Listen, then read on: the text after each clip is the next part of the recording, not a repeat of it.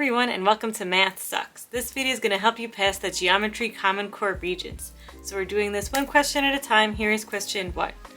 In the diagram below, a line reflection followed by a rotation maps triangle ABC onto triangle DEF. So if we're looking at triangle ABC, we're imagining we're flipping it and rotating it, and then it lands onto triangle DEF. Before looking at which statement is true, let's just compare our coordinate points and see what A becomes, what B becomes, what C becomes. So if you look at angle A, it kind of looks like a right angle, and BC looks like a hypotenuse. So if you look over here, you'll see D kind of looks like a right angle, and then EF kind of looks like a hypotenuse. So we're going to label this A prime in parentheses. So if we flip this and rotated it, this is most likely C prime, and this is most likely B prime. So if we look now at our answer choices, we see choice 1, BC is congruent to EF. So BC is congruent to EF, and that looks right because both of these are hypotenuses, so that's our answer.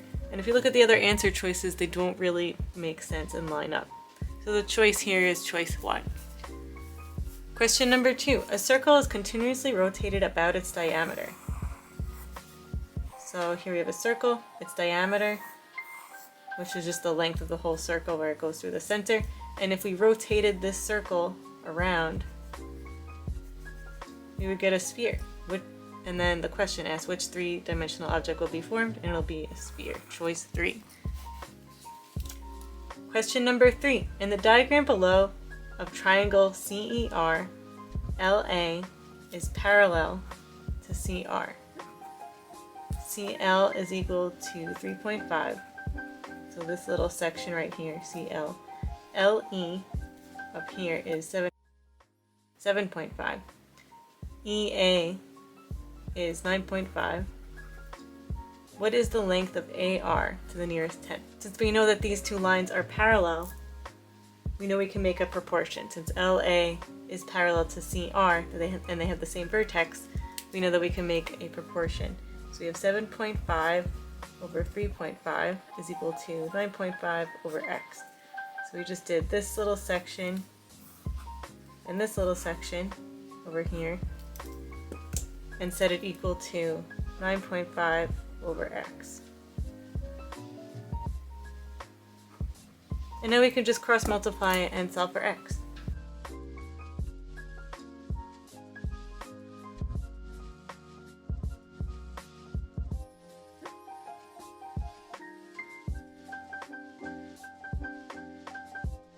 And you can see that we get about 4.4, which is choice 2.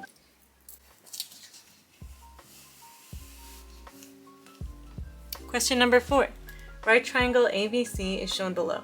Which trigonometric equation is always true for triangle ABC? So let's write out SOHCAHTOA.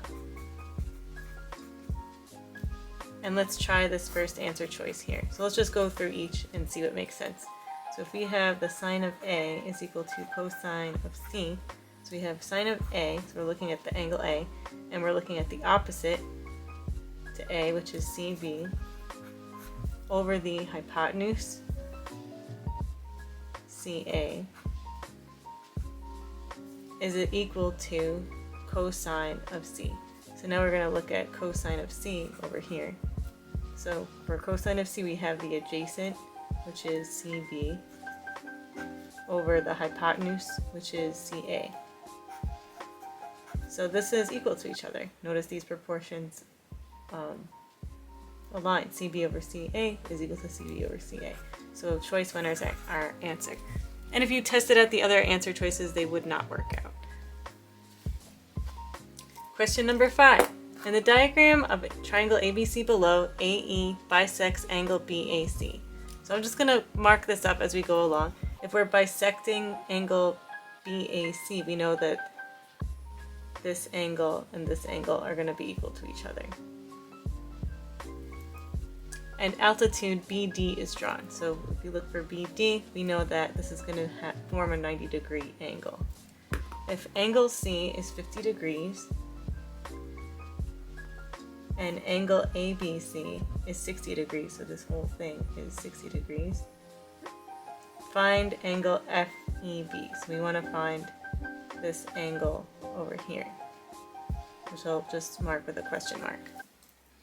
So let's see what we can fill in. So if we're looking at this huge triangle ABC, we have 60 degrees, 50 degrees, and we know that each triangle adds up to 180, so we can find out what angle A is. And we get 70 degrees for angle A for the whole thing. I remember it said that line AE bisects this angle BAC, so that means we can divide 70 divided by 2 to get 35 degrees in each little section here equally. Next we can find this value of E here. So if we know that this is focusing on triangle AEC, so this, I'm going to just shade it in. Starts to get confusing. So we know this is 35, this is 50. So if we do 180 minus 35 plus 50, we'll get 95. So this is 95 right here. And then this is a line which adds up to 180 right here. So if we do 180 minus 95, we'll get our missing angle here. So 180 minus 95 is 85 degrees, which is choice 4. Question number 6. A jewelry company makes copper heart pendants. Each heart uses 0.75 inches cubed of copper, and there is 0.323 pound of copper per cubic inch. If copper costs $3.68 per pound, what is the total cost for 24 copper hearts? So the great thing about this question is that we can actually just multiply all the numbers together to get the answer. So if we do 0.75 times 0.323 times 3.68 times 24, we're going to get the right answer, which is about $21.40. Choice 2. So with this question, they wanted you to solve it the long way, where you convert inches cubed and pounds and cubic inches and all that stuff, but they all end up canceling each other out, and that's why we can multiply all of this together. So this was a nice, easy one. Question number 7. In right triangle LMN, shown below, angle M is 90 degrees, MN is 12, and LM is 16. The ratio of cosine of N is what? So we're just writing out SOHCAHTOA. So the cosine of N is equal to the adjacent, so we're looking at N over here. So we have the adjacent over the hypotenuse, we have 12, but we need to find the hypotenuse. We can do that, we could just use the Pythagorean theorem, right?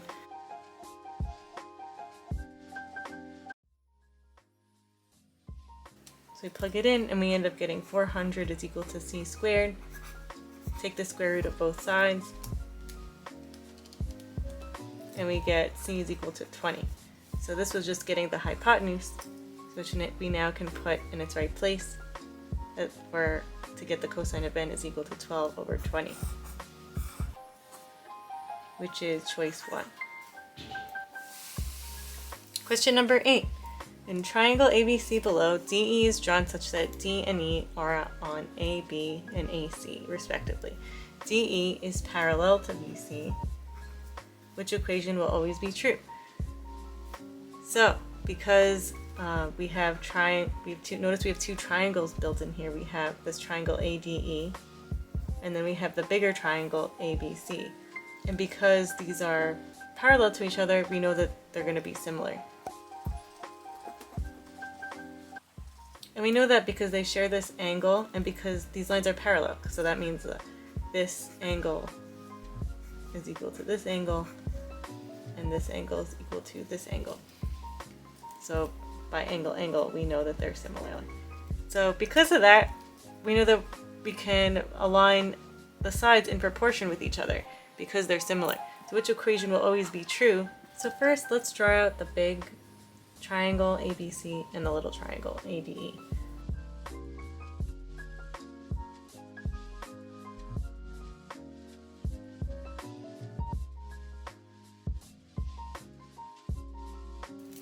Okay, so now we can look at the answer choices and see what makes sense, knowing that these sides are in proportion with each other, each respective side. So if we look at choice 1, we have side AD over DE, so like the tall leg with the base of the small triangle equal to DB. So DB doesn't exist between the two triangles. So we know that number 1 is not going to be our answer. So let's look at choice number 2, AD over DE again. So in the little triangle, AD over DE equal to AB, the long leg of the big triangle, and the base of the triangle. So yeah, that makes sense. AD is equal to AB, and DE is equal to BC. So choice 2 is our answer. And if you check the other proportions, they wouldn't make sense. Question number 9. Which polygon does not always have congruent diagonals? So this is just like one of those fact kind of questions that you're going to need to know about the different properties of triangles, trapezoids, rhombuses, and I have a cheat sheet on those if you want to check that out. And the answer here is choice 3, rhombuses. If a rhombus has equal diagonals, it is a square. So that's why a rhombus does not always have congruent diagonals.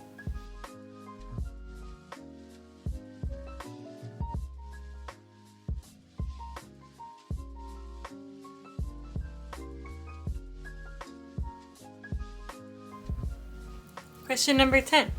If the circumference of a standard lacrosse ball is 19.9 centimeters, what is the volume of this ball? So let's draw out a picture of what we're looking at.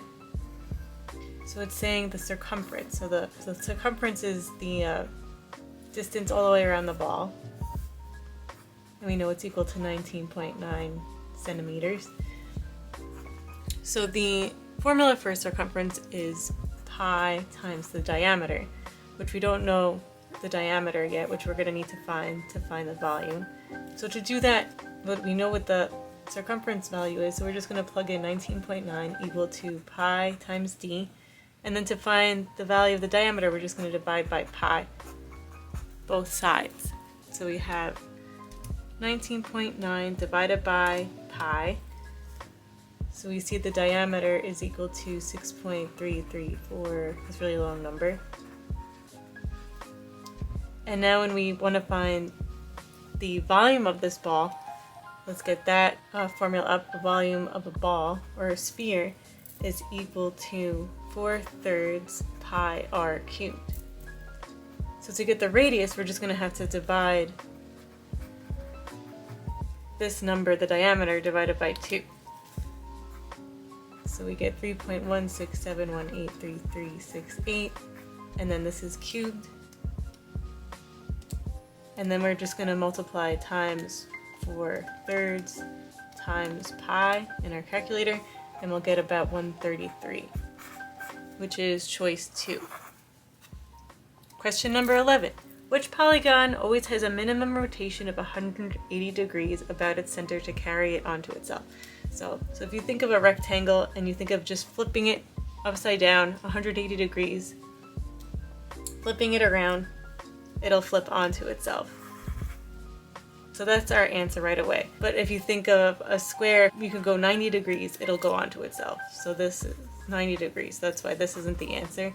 An isosceles trapezoid, if we flipped it by 180 degrees, it wouldn't map onto itself. It would look something like this. So it's not number 3. And the same idea with the regular pentagon, if we flip this 180 degrees, it would look something like this.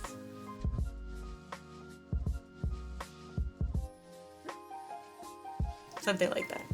It's hard to draw upside down. Okay, so yeah, choice 1 is our answer here. Question number 12.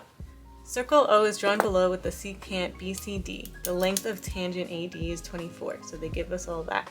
If the ratio of DC to CB is 4 to 5, 4x to 5x, what is the length of CB? So we want to find what 5x is equal to. So here we're going to be using the tangent secant segment theorem. And just a reminder of what that is. it looks something like this. We have a tangent and a secant, and it looks a lot like our problem here. So if we just use this as a kind of formula, a squared equals b times b plus c, we can plug in our own values and solve for bc, 5x. So, a in this case is equal to 24 squared equal to b, which is 4x times 4x, b again plus c, which is 5x. So 24 squared is 576, and then we're going to distribute this. We'll get 16x squared plus 20x squared.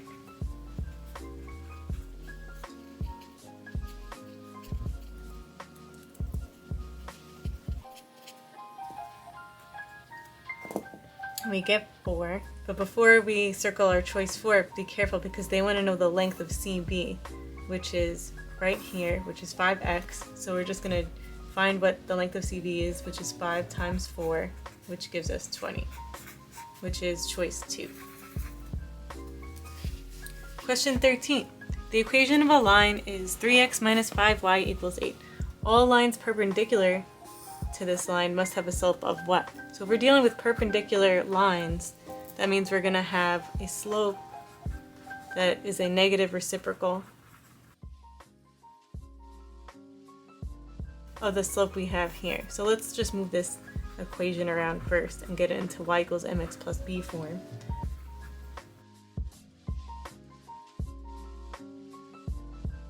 So the slope here is equal to 3/5. So if we want the negative reciprocal of this slope, so it's a perpendicular, we're going to be flipping our slope and negating it. So if we flip and negate, we'll get negative 5/3. So that is choice number 4. Question 14. What are the coordinates of the center and length of the radius of the circle whose equation is this whole long thing right here? So with this, we're going to be completing the square 2 times. We're going to be completing the square with the x values and the y values. So let's first let's combine the x values in our equation. So we have an x squared and then plus 2x, and then we'll combine our y squared on this other part of the equation. Y squared minus 16y, and I'm going to move this positive 49, I'm going to subtract it to the other side of the equal sign and put minus 49. So now we're going to complete the square with our x's and our y's. So first our x's, so we have 2x divided by 2 is equal to 1 squared, which is what? And I have a whole video on how to complete the square if you want to check that out, because I'm going to go do it kind of fast here. So this is going to give us x plus 1 squared. And then with the y's, we're going to divide, and let me just square this off, because we're going to be using this later. And now on the y's, the y section, we're going to complete the square. We have negative 16 divided by 2 is equal to negative 8. And then we're going to square that to get 64. And I'm going to square this off. So this will give us y minus 8 squared. And then we're going to set it equal to minus 49. And then those numbers I squared off, I'm going to add on to this right side of the equal sign. So now we almost have our equation of a circle. We're just going to add all these up on the right here. So now we have our equation, so now we just need to identify the center and the radius. So the center is always the opposite values of these. So this is a positive 1, so this x value is going to be net minus 1. And this minus 8 will be a positive 8 for the center. And the radius is always the square root of this number on to the right of the equal sign, which is radical 16, which is 4. So now we just need to look for our answer in our answer choices, where the center is minus 1, 8, and radius of 4, which is choice 2. Question 15. In a diagram below of right triangle MDL, altitude DG is drawn to hypotenuse ML. So if we have an altitude, we know we're going to have a right angle here. If MG is 3 and GL is 24, what is the length of DG? So this right here. So when we have these like 3 right triangles drawn in here, so here's also, it says this is a right triangle MDL. There's 3 right triangles. There's this big right triangle MDL, and then we can see there's a right triangle this way and a right triangle this way. So when we have these, they're all in proportion with each other. They're all similar. So that means we can always find the missing side. So I have a bunch of examples on these if you want to check those out. So in this case, we're trying to find this missing length, DG. So I'm going to draw the 2 triangles we're going to be working with to find this. So first we have this little triangle here, triangle DMG, where we have the missing side we want to find, and then this 3 down here. And then the other one we're going to work with is triangle DGL. We're just going to flip and rotate it a little bit. Where this long, you can see this right angle is at angle G, and then this long value here, GL, is 24. And then we're left with X that we need to find. So since they're in proportion with each other, we can make a proportion and solve for X here. So if we have the base of this little triangle, 3 over its leg, X, we could set it equal to X, the base of the little base of the bigger triangle, which in this case is X, over 24. And then we could just solve and cross multiply. And we end up getting radical 72 is equal to X, which is choice number 4. Question 16. Segment AB is the perpendicular bisector of CD at point M. Which statement is always true? So let's draw out this picture that they're giving us. We have a segment AB is the perpendicular bisector of CD. So we have CD first. And then we're saying AB is a segment that is a perpendicular bisector. So that means this is going to form a 90-degree angle all around, and it's also going to split CD in half at point M. So CM is going to be congruent to MD. So now let's look at our answer choices and see which statement is always true and what makes sense. So choice 1 says CB, this is CB, is congruent to DB. So maybe, let's see if we can prove that. This looks like this creates 2 triangles. So if you look at this, at triangle CMB, you could see that it's actually congruent to triangle DMB. So why do we know that? So we know that CM is congruent to MD, right? So we have a side. They both have a right angle, side angle, and then this side we have a reflexive property. So we can say that they're equal to each other by side angle side. And because of that, we can say that CB is congruent to DB. So this choice 1 is actually our answer right away. Question 17. In the diagram below of circle O, AC and BC are chords, and angle ACB is equal to 70 degrees. If OA is equal to 9, the area of the shaded sector of AOB is what? So we're going to need to find this area here. So we're going to have to use a little bit of our angle formulas to know this for circles. So right away we have this inscribed angle here. And remember that's equal to half the arc. So that means 70 is going to be half of arc AB. So that means this whole arc right here is going to be double this number, so it'll be 140 degrees. And then based on central angles, we can put 140 degrees inside here. So now that we have the central angle, we can actually find our formula and find the value of the shaded sector. So the formula for finding the area of a shaded sector is much like finding the area of a circle, but in this case we're going to kind of separate out our piece of pi x degrees over 360 degrees.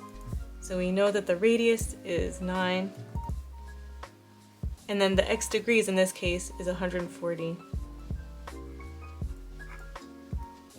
over 360. So we could just plug this into our calculator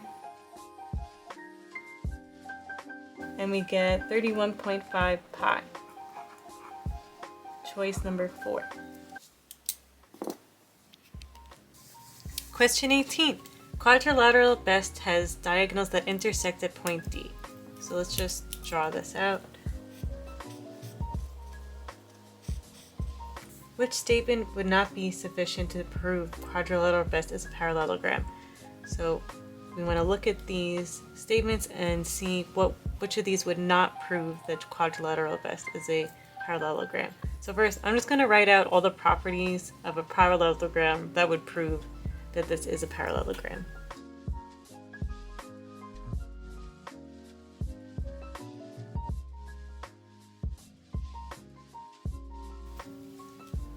So here we have all of the things that make a parallelogram a parallelogram.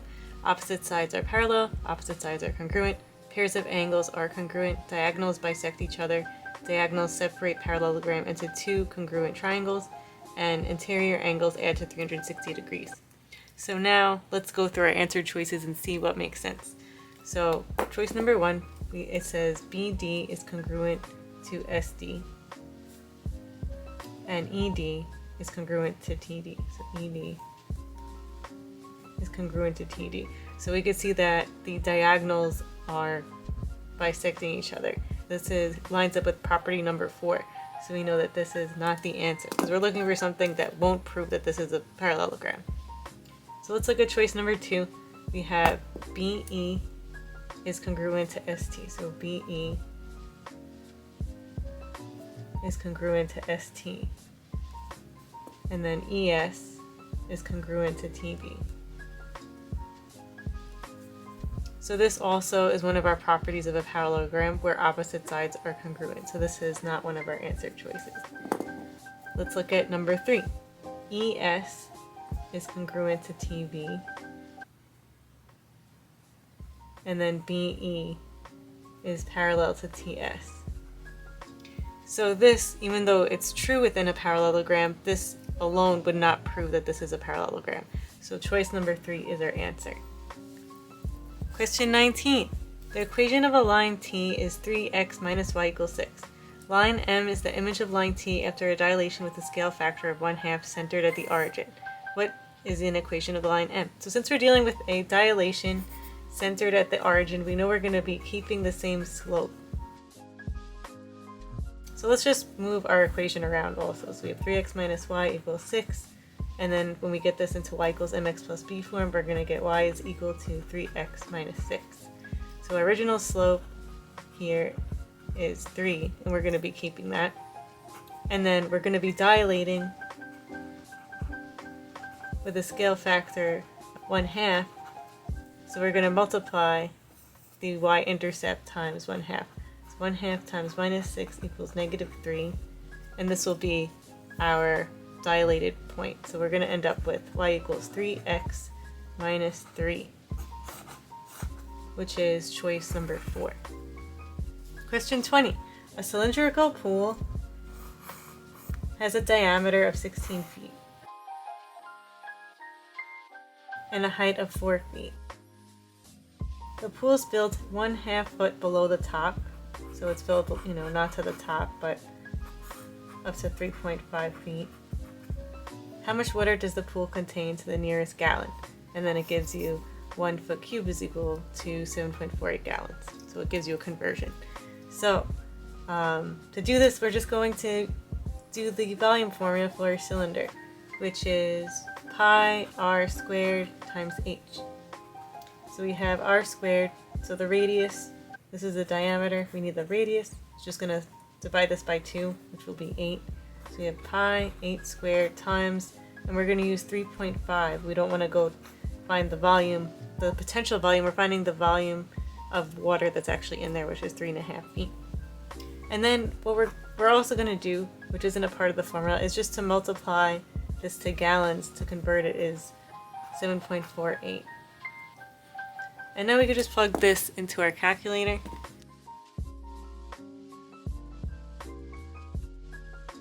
And we get about 5,264 gallons, which is choice number 3. Question 21. The area of triangle tap is 36 centimeters squared. So let's draw out what this looks like. We have triangle tap, and we know the area of tap is 36 centimeters squared. A second triangle Joe is formed by connecting the midpoints of each side of tap. So if we find the midpoint of each side of tap and then connect them, we get this other triangle that I shaded in here called Joe. We want to know the area of Joe. What is the area of triangle Joe in square centimeters? So what comes in handy here is a theorem that states when like segments joining the middle points of the sides of a triangle, it divides the triangle into 4 congruent triangles.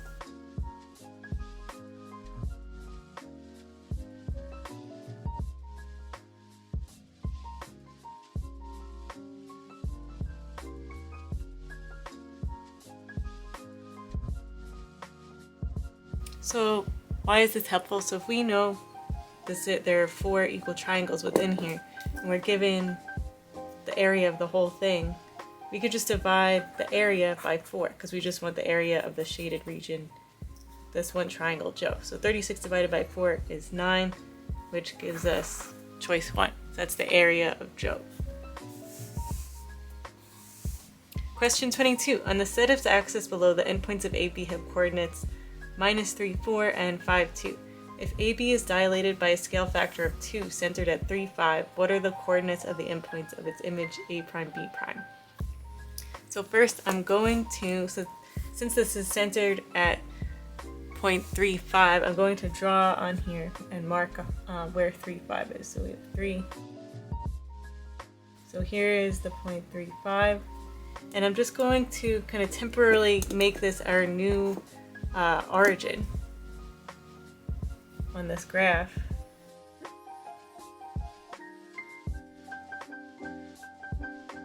Now I'm going to, let's find the coordinate points in relation to this point here. So let's pretend that this is the origin point now and find what A is equal to. So this is 1, 2, 3, 4, 5, 6, and then down 1, and then B is really in relation to this, 1, 2, 2, and then down 1, 2, 3. So now if we're doing a scale factor dilation of 2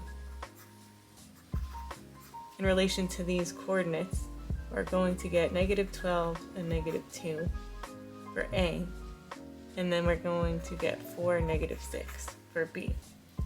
So let's draw that out still in relation to this coordinate plane up here. So we have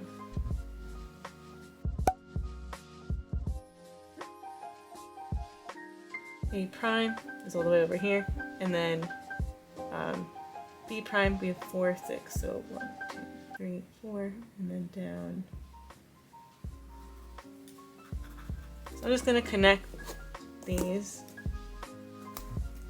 just to show you how it's been dilated.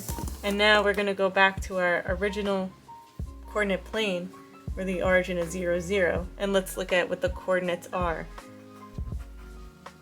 from here. So A prime is really -9, 3, and then B prime is really 3, 4, 5, 6, 7, and then down 1. So we have A prime is -9, 3, and B prime is 7, -1, which is choice 4. Question 23. In the circle below, AD, AC, BC, and DC are chords. EDF is a tangent at point D, and AD is parallel to BC. Which statement is always true? Let's just look at this first. Since AD is parallel to BC, we know that AB, the arc AB, is going to be congruent to arc DC. Okay, so now that we know that, let's look at our answer choices and go through each one until we find the right answer. So if we look at choice 1, it says ADE is congruent to CAD. So we don't know that. There's no way of really knowing that. If like line AC was parallel to tangent EF, then that would be true. But in this case, we don't know that. So choice 1 is not our answer. The next one, angle CDF is congruent to angle ACB. So if you look at what we have here, ACB is an inscribed angle that is equal to half of AB. So this is equal to half of arc AB. I'm sorry, this is equal to half of AB, ACB. And then we have to look at CDF. CDF. So this is based, by the way, ACB being equal to half of AB. This is based on inscribed angles. And based on the tangent chord theorem, we know that angle CDF is going to be equal to half the arc of CD.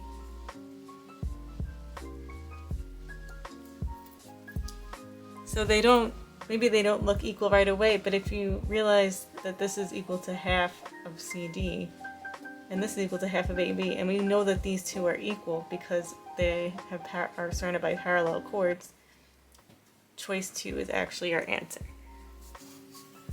Question 24. In the diagram below of triangle ABC, D and E are the midpoints of AB and AC respectively. So if we know that these are the midpoints of each side, we know that AD is congruent to DB and AE is congruent to EC. Which methods could be used to prove triangle ABC similar to ADE? So notice they both share this angle A, and they have side angle side proportionality. So right away we know that we're going to have number 3, side angle side similarity. And then the key to answering this question is knowing and remembering about the midpoint theorem, which states if you connect the midpoints of two sides, which is what we did here, of a triangle, then the resulting line segment will be parallel to the third side and half its length. So that means it's going to be, let's say this is x, then this is going to be 2x. So they're going to be in proportion and parallel. And since they're parallel to each other, these lines, that means we can also get angle similarity. So we have this angle is congruent to this angle, and this angle is congruent to this angle. So because of that checks off angle as well, and because of these side proportionalities, it is also side. So let me just write out the midpoint theorem so we have that down so this all makes sense.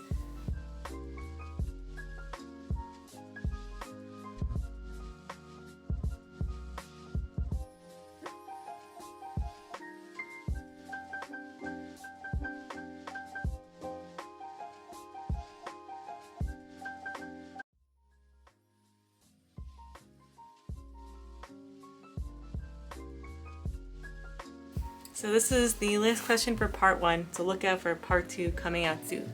Thanks so much for stopping by and happy calculating. So if you're looking for more on this test, check out the playlist in the link below. And thanks for stopping by. Happy calculating. Need more practice? Check out MathSux.org for more questions. Link below. Also, don't forget to subscribe. Happy calculating!